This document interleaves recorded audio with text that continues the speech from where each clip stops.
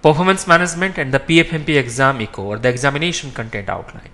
As per the echo, performance management knowledge area or domain has the following things to do. Activities to manage the portfolio using processes defined in the governance model. The model is taken from PFMP. That is the portfolio management plan.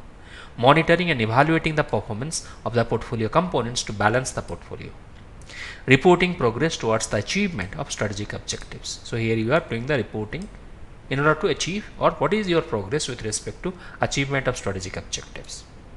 This domain or KA is critical to closing the gap between organizational strategy and fulfillment of that strategy, as we have learned in the opening quote. This domain also manages sourcing of key resources, financial, human and asset related resources.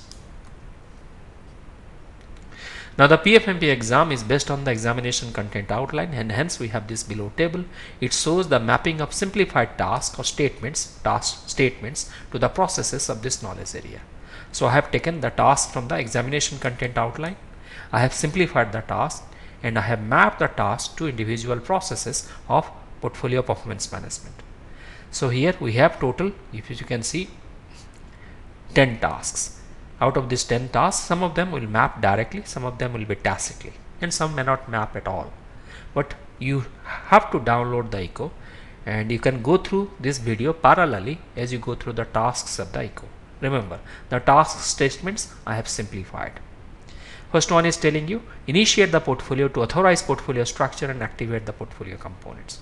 So this is not a direct mapping. Ideally it should have been part of governance management, but it has been put in performance management. So that is why there is no direct mapping for the process. This task statement ideally should have been part of governance management. Then collect the key performance data to measure the health of the portfolio. So key performance data or key performance indicators will be collected in manage portfolio value process. Then task 3, monitor portfolio performance to have strategic alignment. Again, manage portfolio value. Manage and escalate issues related to performance. Again, manage portfolio value. Manage portfolio changes to improve performance and strategic alignment. Again, we are going to use the process of MPV. Balance and optimize the portfolio to optimize resource allocation and achieve strategic objectives. Optimal resource allocation will be ensured with the help of manage supply and demand.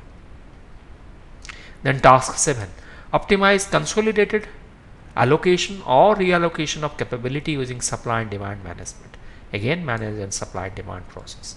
Refine the portfolio roadmap to properly allocate or reallocate the resources. Again, resources or supply and demand, manage supply and demand.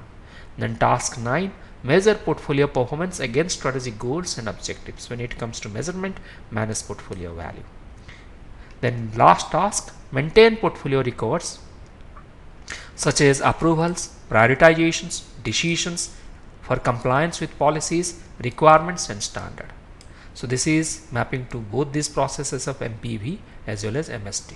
So here maintaining portfolio reports for approvals, prioritization among others. The first task has no direct mapping, whereas the last task is related to MST and MAB processes because reports or records are generated mostly through these processes.